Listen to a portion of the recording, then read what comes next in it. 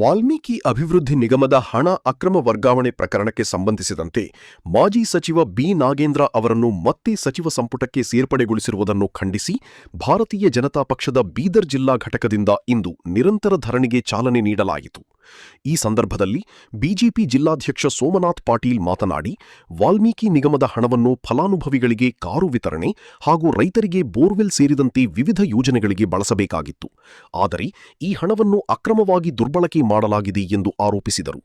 ಭಾರತದ ಇತಿಹಾಸದಲ್ಲಿ ಮಂತ್ರಿಗಳು ಕಪ್ಪು ಹಣ ಲೂಟಿ ಮಾಡಿರುವುದನ್ನು ನೋಡಿದ್ದೇವೆ. ಆದರೆ ಬಿ ನಾಗೇಂದ್ರ ಅವರು ಬಿಳಿ ಹಣವನ್ನೇ ಲೂಟಿ ಮಾಡಿರುವುದು ಮೊದಲ ಬಾರಿಗೆ ಕಂಡುಬಂದಿದೆ ಎಂದು ವ್ಯಂಗ್ಯವಾಡಿದರು. ವಾಲ್ಮೀಕಿ ನಿಗಮದಲ್ಲಿ 1080 ಕೋಟಿ ರೂಪಾಯಿ ಅಕ್ರಮ ನಡೆದಿದೆ ಎಂದು ಬಿಜೆಪಿ ಆರೋಪಿಸುತ್ತಿದ್ದಾಗ ಅಂದಿನ ಮುಖ್ಯಮಂತ್ರಿ ಸಿದ್ದರಾಮಯ್ಯ ಅವರು 90 ಕೋಟಿಯಷ್ಟೇ ಅಕ್ರಮವಾಗಿದೆ ಎಂದು ಹೇಳಿದ್ದರು. ಹಣವನ್ನು ವಿವಿಧ ಖಾತೆಗಳಿಗೆ ವರ್ಗಾಯಿಸಿ ಕಾಂಗ್ರೆಸ್ ಹೈಕಮಾಂಡ್ಗೆ ತಲುಪಿಸಲಾಗಿದೆ ಎಂಬ ಆರೋಪವೂ ಕೇಳಿಬಂದಿದೆ ಎಂದು ಅವರು ಹೇಳಿದರು. ಪ್ರಕರಣದ ಹಿನ್ನೆಲೆಯಲ್ಲಿ ಬಿ ನಾಗೇಂದ್ರ ಈ ಹಿಂದೆ ಸಚಿವ ಸ್ಥಾನಕ್ಕೆ ರಾಜೀನಾಮೆ ನೀಡಿದ್ದರು. ಸರ್ಕಾರ ಎಸ್ಐಟಿ ರಚಿಸಿ ತನಿಖೆ ನಡೆಸಿ ಅವರನ್ನು ನಿರಪರಾಧಿ ಎಂದು ತೋರಿಸಲು ಪ್ರಯತ್ನಿಸಿತು. ಆದರೆ ಸಿಬಿಐ ತನಿಖೆಯಲ್ಲಿ ಅವರು ಆರೋಪಿ ನಂಬರ್ 1 ಆಗಿದ್ದಾರೆ ಎಂದು ಸೋಮನಾಥ್ ಪಾಟೀಲ್ ಆರೋಪಿಸಿದರು. ಪ್ರಕರಣಕ್ಕೆ ಸಂಬಂಧಿಸಿದಂತೆ ನಿಗಮದ ಅಧಿಕಾರಿಯೊಬ್ಬರು ಆತ್ಮಹತ್ಯೆ ಮಾಡಿಕೊಂಡಿದ್ದು ಪ್ರಕರಣ ಗಂಭೀರ ಸ್ವರೂಪ ಪಡೆದಿದೆ. ಹೈಕೋರ್ಟ್ ನಿರ್ದೇಶನಗಳಿದ್ದರೂ ಬಿ ನಾಗೇಂದ್ರ ಅವರು ದೆಹಲಿಗೆ ತೆರಳಿರುವ ಕುರಿತು ಹಲವು ಪ್ರಶ್ನೆಗಳು ಮೂಡಿವೆ ಎಂದು ಅವರು ಹೇಳಿದರು. ಬಿ ನಾಗೇಂದ್ರ ಅವರು ತಕ್ಷಣ ಸಚಿವ ಸ್ಥಾನಕ್ಕೆ ರಾಜೀನಾಮೆ ನೀಡಬೇಕು ಎಂದು ಆಗ್ರಹಿಸಿದ ಬಿಜೆಪಿ, ಬೇಡಿಕೆ ಈಡೇರುವವರೆಗೆ ರಾಜ್ಯದ ಎಲ್ಲಾ ಜಿಲ್ಲಾ ಕೇಂದ್ರಗಳಲ್ಲಿ ನಿರಂತರ ಧರಣಿ ಮುಂದುವರಿಯುತ್ತದೆ ಎಂದು ಹೇಳಿದರು. ಇವತ್ತು ನಾಗೇಂದ್ರ ಅವರು ಯಾವ ವಾಲ್ಮೀಕಿ ಜನಾಂಗಕ್ಕೆ, ಬಡ ಜನರಿಗೆ ಕಾರುಗಳು, ನಿರುದ್ಯೋಗಿ ಯುವಕರಿಗೆ ಕಾರುಗಳು ಕೊಡುವಂಥ ಇದು ಇರ್ಬೋದು, ವಾಲ್ಮೀಕಿ ಜನಾಂಗದ ರೈತರಿಗೆ ಅವರ ಹೊಲದಲ್ಲಿ ಬೋರ್ವೆಲ್ಗಳು ಹೊಡೆಯುವಂಥ ದುಡ್ಡು ಇರ್ಬೋದು. ಆ ದುಡ್ಡನ್ನು ಮೊದಲೆಲ್ಲ ಬ್ಲ್ಯಾಕ್ ಮನಿಯಲ್ಲಿ ಲೂಟಿ ಮಾಡ್ತಾ ಇದ್ರು. ಆದರೆ ಭಾರತದ ಇತಿಹಾಸದಲ್ಲಿ ಪ್ರಥಮ ಬಾರಿಗೆ ಒಬ್ಬ ಮಂತ್ರಿ ನೇರವಾಗಿ ವೈಟ್ ಮನಿಯನ್ನು ಲೂಟಿ ಮಾಡಿದ್ದು ಯಾರಾದರೂ ಇದ್ದರೆ ನಾಗೇಂದ್ರ ಅವರು. ಹಿಂದೆ 182 ಕೋಟಿ ರೂಪಾಯಿ ಲೂಟಿ ಮಾಡಿದ್ದಾರೆ ಅಂತ ಹೇಳಿ ನಮ್ಮ ವಿರೋಧ ಪಕ್ಷದ ನಾಯಕರು, ನಮ್ಮ ಪಕ್ಷದ ಶಾಸಕರು ಎಲ್ಲ ವಿಧಾನಸಭೆಯಲ್ಲಿ ಹೇಳ್ತಾ ಇದ್ದಾಗ ಅವತ್ತಿನ leader of the floor, on the floor ಸಿದ್ದರಾಮಯ್ಯನವರು ಹೇಳಿದ್ರು, ಇಲ್ಲ ಅಷ್ಟಿಲ್ಲ, 90 ಕೋಟಿ ಮಾತ್ರ ನಾವು ಲೂಟಿ ಮಾಡಿದ್ದೀವಿ, 90 ಕೋಟಿ ಮಾತ್ರ ತಗೊಂಡು ಹೋಗಿದ್ದೀವಿ ಅಂತೇಳಿ. ಮತ್ತು ಆ ಹಣ ನೇರವಾಗಿ ಒಂದು 15 ಖಾತೆಗಳಿಗೆ ಹೋಗಿ ಅಲ್ಲಿಂದ ಬೇರೆ ಬೇರೆ ಕಡೆ ಹೈದರಾಬಾದ್ನಲ್ಲಿರುವಂಥ ಜ್ಯುವೆಲ್ಲರ್ಗಳಿಗೆ, ಹೈದರಾಬಾದ್ನಲ್ಲಿರುವಂಥ ಶರಾಯಿ ಅಂಗಡಿಗಳಿಗೆ ಹೋಗಿ ಅದು ಕಾಂಗ್ರೆಸ್ನ ಹೈಕಮಾಂಡ್ಗೆ ಮುಟ್ಟಿರೋದು ಇದು ಓಪನ್ ಸೀಕ್ರೆಟ್, ತಮ್ಮೆಲ್ಲ ಮಾಧ್ಯಮಗಳಲ್ಲಿಯೂ ಕೂಡ ಬಂದಿದೆ. ಅಂಥ ವ್ಯಕ್ತಿ ಈಗಾಗಲೇ ಒಂದು ಸಲ ಮಂತ್ರಿಗಿರಿಗೆ ರಾಜೀನಾಮೆ ಕೊಟ್ಟಿದ್ದಾರೆ. ಮಂತ್ರಿಗಿರಿಗೆ ರಾಜೀನಾಮೆ ಕೊಟ್ಟ ನಂತರ ಸರ್ಕಾರ ಕಣ್ಣೊರೆಸುವ ತಂತ್ರ ಮಾಡಿ SIT ರಚನೆ ಮಾಡಿ ಆ SITಯಲ್ಲಿ ಅವರು ನಿರ್ದೋಷಿ ಅಂತ ಹೇಳಿದರು. ಆದರೆ ಇವತ್ತು CBI ಎನ್ಕ್ವೈರಿಯಲ್ಲಿ ಆರೋಪಿ ನಂಬರ್ 1 ನಾಗೇಂದ್ರ ಅವರಿದ್ದಾರೆ. ಒಬ್ಬ ವ್ಯಕ್ತಿ, ಆ ನಿಗಮದ ಒಬ್ಬ ಅಧಿಕಾರಿ, ದಲಿತ ಅಧಿಕಾರಿ ಆತ್ಮಹತ್ಯೆ ಮಾಡಿಕೊಂಡಿದ್ದಾರೆ. ಹಾಗೂ ಕೋರ್ಟ್ ಕೂಡ ಅವರಿಗೆ ಬೆಂಗಳೂರು ಬಿಟ್ಟು ದೆಹಲಿಗೆ ಹೋಗಬಾರ್ದು ಅಂತ ಆದೇಶಿದ್ರು ಕೂಡ ಅವರು ದೆಹಲಿ ತೆರಳಿರೋದು, ಇವೆಲ್ಲವೂ ಕೂಡ ಅವರು ಕಾನೂನನ್ನು ಉಲ್ಲಂಘನೆ ಮಾಡಿ ಇವತ್ತ ರಾಜ್ಯ ಸರ್ಕಾರದಲ್ಲಿ ಅವರು ಕ್ಯಾಬಿನೆಟ್ ಮಂತ್ರಿ ಆಗಿರೋದು ಕರ್ನಾಟಕ ರಾಜ್ಯದ ದುರ್ದೈವ, ರಾಜ್ಯದ ಜನತೆಯ ದುರ್ದೈವ. ಅದಕ್ಕೆ ಇವತ್ತು ನಮ್ಮ ರಾಜ್ಯಾಧ್ಯಕ್ಷರು ಸದನದ ಒಳಗಡೆ ಎಲ್ಲ ಶಾಸಕರು ಈ ವಿಷಯವನ್ನು ತೆಗೆದುಕೊಂಡು ಹೋರಾಟ ಮಾಡ್ತಾ ಇದ್ದಾರೆ. ಹೊರಗಡೆ ಇಡೀ ಕರ್ನಾಟಕದ ಎಲ್ಲ ಜಿಲ್ಲಾ ಕೇಂದ್ರಗಳಲ್ಲಿ ನಾವು ಈ ಒಂದು ನಿರಂತರ ಧರಣಿ ಪ್ರತಿ ದಿವಸ ಮುಂಜಾನೆ 10 ಗಂಟೆಯಿಂದ 5 ಗಂಟೆವರೆಗೆ ಎಲ್ಲ ಜಿಲ್ಲಾ ಕೇಂದ್ರಗಳಲ್ಲಿ ನಿನ್ನೆನೇ ಪ್ರಾರಂಭವಾಗಿದ್ದರೂ ಕೂಡ ನಮ್ಮಲ್ಲಿ ಪಂಚಮಿ ಒಂದು ದೊಡ್ಡ ಹಬ್ಬ ಇರೋದ್ರಿಂದ ಇವತ್ತಿನಿಂದ ನಿರಂತರವಾಗಿ ಎಲ್ಲಿವರೆಗೆ ಸೆಷನ್ ನಡೆಯುತ್ತೋ ಅಥವಾ ಎಲ್ಲಿವರೆಗೆ ನಾಗೇಂದ್ರ ರಾಜೀನಾಮೆ ಕೊಡೋದಿಲ್ವೋ ಅಲ್ಲಿವರೆಗೆ ನಾವು ಈ ಒಂದು ನಮ್ಮ ರಾಜ್ಯದ ಕರೆಯ ಮೇರೆಗೆ ಈ ಹೋರಾಟವನ್ನು ಮಾಡ್ತಾ ಇದ್ದೀವಿ. ನಮ್ಮ ರಾಜ್ಯಾಧ್ಯಕ್ಷರು ಎಲ್ಲಿವರೆಗೆ ಹೇಳ್ತಾರೋ ಅಲ್ಲಿವರೆಗೆ ಈ ಧರಣಿ ನಾವು ನಿರಂತರವಾಗಿ ನಡೆಸ್ತೀವಿ.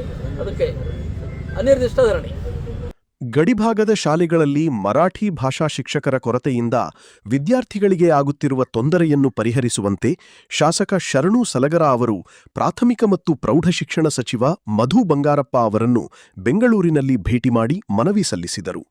ಗಡಿಭಾಗದ ಹಲವು ಶಾಲೆಗಳಲ್ಲಿ ಮರಾಠಿ ಭಾಷಾ ಶಿಕ್ಷಕರ ಹುದ್ದೆಗಳು ಖಾಲಿ ಇರುವುದರಿಂದ ವಿದ್ಯಾರ್ಥಿಗಳ ಶಿಕ್ಷಣಕ್ಕೆ ತೊಂದರೆಯಾಗುತ್ತಿದೆ. ಈ ಹಿನ್ನೆಲೆಯಲ್ಲಿ ಅಗತ್ಯವಿರುವ ಶಾಲೆಗಳಲ್ಲಿ ಮರಾಠಿ ಶಿಕ್ಷಕರನ್ನು ನೇಮಕ ಮಾಡುವಂತೆ ಶಾಸಕ ಶರಣು ಸಲಗರ ಅವರು ಸಚಿವರಿಗೆ ಮನವಿ ಮಾಡಿದರು. ಮನವಿಗೆ ಸ್ಪಂದಿಸಿದ ಸಚಿವ ಮಧು ಬಂಗಾರಪ್ಪ ಅವರು ಸಮಸ್ಯೆಯನ್ನು ಆದಷ್ಟು ಬೇಗ ಪರಿಶೀಲಿಸಿ ಅಗತ್ಯವಿರುವ ಕಡೆ ಮರಾಠಿ ಭಾಷಾ ಶಿಕ್ಷಕರನ್ನು ನೇಮಕ ಮಾಡಲು ಕ್ರಮ ಕೈಗೊಳ್ಳುವುದಾಗಿ ಭರವಸೆ ನೀಡಿದರು. ಶಿಕ್ಷಣ ಸಚಿವರ ಭರವಸೆಯಿಂದ ಗಡಿಭಾಗದ ವಿದ್ಯಾರ್ಥಿಗಳು ಹಾಗೂ ಪೋಷಕರಲ್ಲಿ ನಿರೀಕ್ಷೆ ಮೂಡಿದೆ. ಜಿಲ್ಲೆಯ ಕ್ರೀಡಾಪಟು ಪರ್ವೇಜ್ ಖಾನ್ ಕರಾಟೆಯಲ್ಲಿ ಅದ್ಭುತ ಸಾಧನೆ ಮಾಡುವ ಮೂಲಕ ಗಿನ್ನಸ್ ವಿಶ್ವ ದಾಖಲೆ ನಿರ್ಮಿಸಿದ್ದಾರೆ. ತಮಿಳುನಾಡಿನ ಚೆನ್ನೈನ Saint Thomas science and arts ಕಾಲೇಜಿನಲ್ಲಿ ನಡೆದ ವಿಶೇಷ ಕ್ರೀಡಾ ಪ್ರದರ್ಶನದಲ್ಲಿ ಪರ್ವೇಜ್ ಖಾನ್ ಅವರು ಕೇವಲ 30 ಸೆಕೆಂಡುಗಳಲ್ಲಿ ಬರೋಬ್ಬರಿ 160 ಚಾಪ್ಗಳನ್ನು ಮಾಡುವ ಮೂಲಕ ವಿಶ್ವ ದಾಖಲೆ ನಿರ್ಮಿಸಿದ್ದಾರೆ. ಈ ಕಾರ್ಯಕ್ರಮದಲ್ಲಿ ದುಬೈ, ಅಂಡಮಾನ್ ನಿಕೋಬಾರ್ ಸೇರಿದಂತೆ ವಿವಿಧೆಡೆಯಿಂದ ಆಗಮಿಸಿದ್ದ ಕ್ರೀಡಾಪಟುಗಳು ಭಾಗವಹಿಸಿದ್ದರು. ಒಟ್ಟು 800ಕ್ಕೂ ಹೆಚ್ಚು ಸ್ಪರ್ಧಿಗಳು ಪಾಲ್ಗೊಂಡಿದ್ದ ಈ ಕಾರ್ಯಕ್ರಮದಲ್ಲಿ 28 ಮಂದಿ ವಿವಿಧ ವಿಭಾಗಗಳಲ್ಲಿ ಗಿನ್ನಸ್ ವಿಶ್ವ ದಾಖಲೆ ನಿರ್ಮಿಸಿ ಪದಕಗಳನ್ನು ಪಡೆದುಕೊಂಡಿದ್ದಾರೆ. ಪರ್ವೇಜ್ ಖಾನ್ ಅವರ ಸಾಧನೆಗೆ ತಂಡದ ಮ್ಯಾನೇಜರ್ ಡಾಕ್ಟರ್ ಮೊಹಮ್ಮದ್ ಇಮ್ರಾನ್ ಸಯೀದ್ ಸಂತಸ ವ್ಯಕ್ತಪಡಿಸಿದ್ದಾರೆ. ಕಠಿಣ ಪರಿಶ್ರಮ, ನಿರಂತರ ತರಬೇತಿ ಹಾಗೂ ಕ್ರೀಡೆಯ ಮೇಲಿನ ಬದ್ಧತೆಯಿಂದ ಈ ಸಾಧನೆ ಸಾಧ್ಯವಾಗಿದೆ ಎಂದು ಅವರು ಹೇಳಿದರು. ಈ ಸಂದರ್ಭದಲ್ಲಿ ಮಾತನಾಡಿದ ಪರ್ವೇಜ್ ಖಾನ್, ಕರ್ನಾಟಕ ಹಾಗೂ ಬೀದರ್ ಜಿಲ್ಲೆಯ ಹೆಸರನ್ನು ಎತ್ತರಕ್ಕೆ ಏರಿಸಲು ನಾನು ಸದಾ ಸಿದ್ಧನಿದ್ದೇನೆ. ಕ್ರೀಡೆಯಲ್ಲಿ ಹೆಚ್ಚು ಸಮಯ ಕಳೆಯುತ್ತಿದ್ದೇನೆ. ಮುಂದಿನ ದಿನಗಳಲ್ಲಿ ಇನ್ನಷ್ಟು ಸಾಧನೆ ಮಾಡುವ ಗುರಿ ಹೊಂದಿದ್ದೇನೆ ಎಂದು ಹೇಳಿದರು. ಕ್ರೀಡೆಯ ಮಹತ್ವದ ಕುರಿತು ಮಾತನಾಡಿದ ಅವರು, ಕ್ರೀಡೆಯಿಂದ ದೈಹಿಕ ಹಾಗೂ ಮಾನಸಿಕ ಆರೋಗ್ಯಕ್ಕೆ ಸಾಕಷ್ಟು ಪ್ರಯೋಜನವಿದೆ. ಆರೋಗ್ಯವನ್ನು ಉತ್ತಮವಾಗಿಟ್ಟುಕೊಳ್ಳಬೇಕಾದರೆ ಯಾವುದಾದರೂ ಒಂದು ಕ್ರೀಡೆಯಲ್ಲಿ ತೊಡಗಿಸಿಕೊಳ್ಳಬೇಕು ಎಂದು ಸಲಹೆ ನೀಡಿದರು.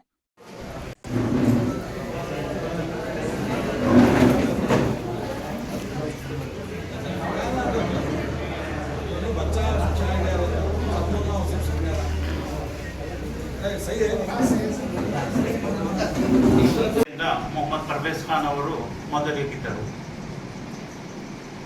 ಆ ಒಂದು ಸ್ಪರ್ಧೆಯಲ್ಲಿ, ಗಿನ್ನಿಸ್ ವರ್ಲ್ಡ್ ರೆಕಾರ್ಡ್ ಸ್ಪರ್ಧೆಯಲ್ಲಿ ದುಬೈಯಿಂದ, ಅಂಡಮಾನ್ ನಿಕೋಬಾರ್, ಇನ್ನು ಕೆಲವು ದೇಶಗಳಿಂದ ಅಲ್ಲಿ ಭಾಗಿಯಾಗಿದ್ದರು. ಅನೇಕ ಸ್ಪರ್ಧಾಳುಗಳು ತಮ್ಮ ಸ್ಪರ್ಧೆಯನ್ನು ಪ್ರದರ್ಶಿಸಿ ತಮ್ಮ ಗಿನ್ನಿಸ್ ವರ್ಲ್ಡ್ ರೆಕಾರ್ಡ್ ಪದಕವನ್ನು ತಮ್ಮದಾಗಿಸಿಕೊಂಡಿರುತ್ತಾರೆ. ಸುಮಾರು 800ಕ್ಕಿಂತ ಹೆಚ್ಚಿನ ಸ್ಪರ್ಧಾರ್ಥಿಗಳು ಭಾಗವಹಿಸಿ ಅದರಲ್ಲಿ 28 ಸ್ಪರ್ಧಾರ್ಥಿಗಳಿಗೆ ಗಿನ್ನಿಸ್ ವರ್ಲ್ಡ್ ರೆಕಾರ್ಡ್ ಪದಕವನ್ನು ಪಡೆದಿರುತ್ತಾರೆ. ಈ ನಮ್ಮ ಪರ್ವೇಜ್ ಖಾನ್ ಅವರಿಗೆ 30 ಸೆಕೆಂಡಿನಲ್ಲಿ ತುಂಬಾ ಹಣಾಹಣಿ ನಡೆದು ಆ ಒಂದು ಸ್ಪರ್ಧೆಯಲ್ಲಿ 30 ಸೆಕೆಂಡಿನಲ್ಲಿ 160 ಚಾಪ್ಸ್ಗಳನ್ನು ಮಾಡಿ ಈ ಒಂದು ಪದಕವನ್ನು ತನ್ನದಾಗಿಸಿಕೊಂಡಿರುತ್ತಾರೆ. ಈ ಸ್ಪರ್ಧೆಯು, ಗಿನ್ನಿಸ್ ವರ್ಲ್ಡ್ ರೆಕಾರ್ಡ್ ಸ್ಪರ್ಧೆಯು ತಮಿಳುನಾಡಿನ ಚೆನ್ನೈನಲ್ಲಿ Saint Thomas science and arts ಕಾಮರ್ಸ್ನಲ್ಲಿ ಈ ಒಂದು ಸ್ಪರ್ಧೆ ಜರುಗಿದ್ದು, ಈ ನಮ್ಮ ಬೀದರ್ನಿಂದ ಪರ್ವೇಜ್ ಖಾನ್ ನಮ್ಮ ಹೆಮ್ಮೆಯ ಬೀದರಿನ ಹೆಮ್ಮೆ. ಈ ಒಂದು ಕ್ರೀಡಾಪಟು ಗಿನ್ನಿಸ್ ವರ್ಲ್ಡ್ ರೆಕಾರ್ಡ್ನಲ್ಲಿ ತಮ್ಮ ಸ್ಥಾನವನ್ನು ಗಿಟ್ಟಿಸಿಕೊಂಡಿರುತ್ತಾರೆ.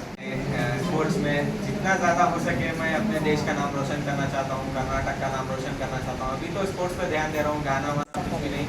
जब भी आएगा आपको बता दूंगा. अभी तो मेरा लक्ष्य है एक स्पोर्ट्स को ये बढ़ावा देना. जितना ज़्यादा बढ़ावा दूंगा स्पोर्ट्स को उतना अच्छा. स्पोर्ट्स में हेल्थ अच्छी रहती, स्पोर्ट्स में इंटरेस्ट है मुझे क्योंकि ज़्यादा अच्छा दिखता है स्पोर्ट्स. स्पोर्ट्स में क्या है, गेम्स है ज़्यादा से ज़्यादा अच्छा, मतलब हेल्थ को अच्छा रखता. जो आजकल जो बीमारियां हो रही है, जो भी दूसरा ये मतलब ब्लड में ही हमारे सब कुछ है. मतलब ब्लड हमारा ये सर्कुलेशन होने के लिए एक्टिविटी ज़रूरी है कौन सी भी. क्योंकि आजकल सब लोग फोन ये वो गेम पूरा आजकल क्या हो गया, डिजिटल हो गया. डिजिटल तरीके से ये कर रहे कराटे वराटे. क्योंकि ये फिजिकल तरीके से करना, फिजिकल तरीके से करें तो बेटर रहता. क्योंकि हमारी बॉडी आपको यहाँ तक डॉक्टर इमरान सईद का और मेरे कोच का सुमित मोरे सर का. ನಗರದ ಮೈಲೂರಿನಲ್ಲಿ ಶ್ರೀ ಹೇಮರೆಡ್ಡಿ ಮಲ್ಲಮ್ಮ ಸೇವಾ ಸಮಿತಿ ವತಿಯಿಂದ ಶ್ರೀ ಮಲ್ಲಮ್ಮಾದೇವಿಯ ನೂತನ ವಿಗ್ರಹ ಪ್ರತಿಷ್ಠಾಪನೆ ಹಾಗೂ ಧಾರ್ಮಿಕ ಕಾರ್ಯಕ್ರಮಗಳನ್ನು ಆಯೋಜಿಸಲಾಗಿದೆ. ನಿನ್ನೆ ಸಂಜೆ 7 ಗಂಟೆಗೆ ಹನುಮಾನ್ ಮಂದಿರದಿಂದ ಮೈಲೂರುವರೆಗೆ ಶ್ರೀ ಹೇಮರೆಡ್ಡಿ ಮಲ್ಲಮ್ಮಾದೇವಿಯ ಮೂರ್ತಿ ಹಾಗೂ ಕಳಸಗಳ ಮೆರವಣಿಗೆ ಅದ್ದೂರಿಯಿಂದ ನಡೆಯಿತು. ಇಂದು ಬೆಳಗ್ಗೆ 8 ಗಂಟೆಯಿಂದ ಹೋಮ ಹವನ ನಡೆಯಿತು ಹಾಗೂ ರಾತ್ರಿ 8 ಗಂಟೆಗೆ ಸಂಗೀತ ಕಾರ್ಯಕ್ರಮ ನಡೆಯಿತು. ಆಗಸ್ಟ್ 19ರಂದು ಬೆಳಗ್ಗೆ 8 ಗಂಟೆಯಿಂದ ಹೋಮ ಹವನ ಹಾಗೂ ರಾತ್ರಿ 8 ಗಂಟೆಗೆ ಭಜನೆ ಮತ್ತು ಕೀರ್ತನೆ ಕಾರ್ಯಕ್ರಮಗಳನ್ನು ಹಮ್ಮಿಕೊಳ್ಳಲಾಗಿದೆ.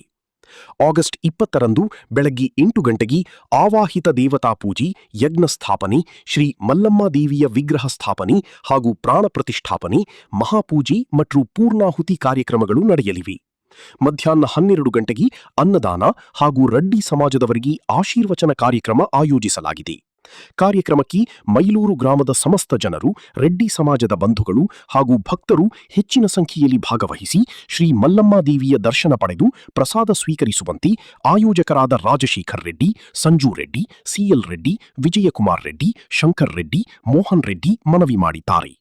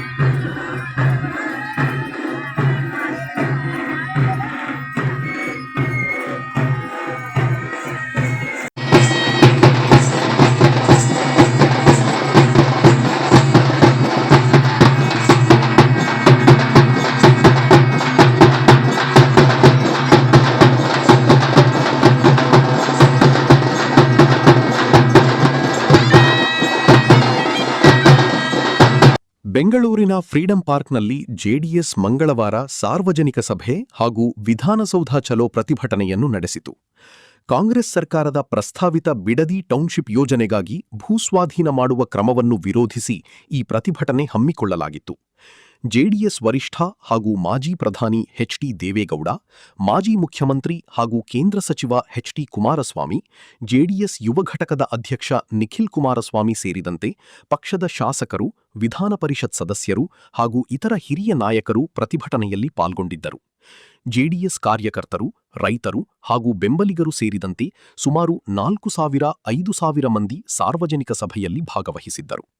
ಪ್ರಸ್ತಾವಿತ ಟೌನ್ಶಿಪ್ ಯೋಜನೆ ಮತ್ತು ಭೂಸ್ವಾಧೀನ ಪ್ರಕ್ರಿಯೆಯ ಬಗ್ಗೆ ಅವರು ಆಕ್ಷೇಪ ವ್ಯಕ್ತಪಡಿಸಿದ್ದರು. 520 ದಿನ ಕಳೆದರೂ ಕೂಡ ನಮ್ಮ ರೈತರಿಗೆ ಕಿಂಚಿತ್ತು ಬೆಲೆ ಕೊಡದೆ ನೀವು ಆಡಿದ್ದೆ ಆಟ ಆಡಿಕೊಂಡು ರೈತರ ಮೇಲೆ ದಬ್ಬಾಳಿಕೆ ಮಾಡಿಕೊಂಡು ಇವತ್ತು ಮಾನವೀಯತೆಗೂ ಒಂದು ದಿನ ಆದರೂ ಕೂಡ ನಮ್ಮ ಭಾಗಕ್ಕೆ ಬಂದು ನೀವು ರೈತರುಗಳ ಸಂಕಷ್ಟವನ್ನ ಕೇಳಲಿಲ್ಲ. ಯಾಕೆ ನಿಮ್ಗೆ ಓಟ್ ಹಾಕ್ಲಿವ ನಾವು? ರೈತರು ಅಂದ್ರೆ ಗುಲಾಮ್ರ? ಇವತ್ತು ರೈತ ಅಂದ್ರೆ ದೇಶದ ಬೆನ್ನೆಲುಬು ಅಂತ ಹೇಳ್ತೀರಿ. ಸಂವಿಧಾನದ ಹೆಸರಲ್ಲಿ ಪ್ರಮಾಣ ವಚನ ಮಾಡ್ತೀರಿ, ರೈತರ ಹೆಸರಿನಲ್ಲಿ ಪ್ರಮಾಣವನ್ನ ಮಾಡ್ತೀರಿ. ಗಿಡಗಳಿಗೆ ನೀರು ಉಣಿಸುವ ಮೂಲಕ ಈ ಕಾರ್ಯಕ್ರಮದ ಉದ್ಘಾಟನೆಯನ್ನು ಮಾಡ್ತಾ ಇದ್ದಾರೆ. ನಮ್ಮ ಪಕ್ಷದ ರಾಷ್ಟ್ರೀಯ ಅಧ್ಯಕ್ಷರು, ಮಾಜಿ ಪ್ರಧಾನಮಂತ್ರಿಗಳಾದಂಥ ಸನ್ಮಾನ್ಯ ಎಚ್.ಡಿ. ದೇವೇಗೌಡರವರು ಮತ್ತು ಅದೇ ರೀತಿ ಕೇಂದ್ರ ಉಕ್ಕು ಮತ್ತು ಗಣಿ ಸಂಪುಟದ ಸಚಿವರಾದಂಥ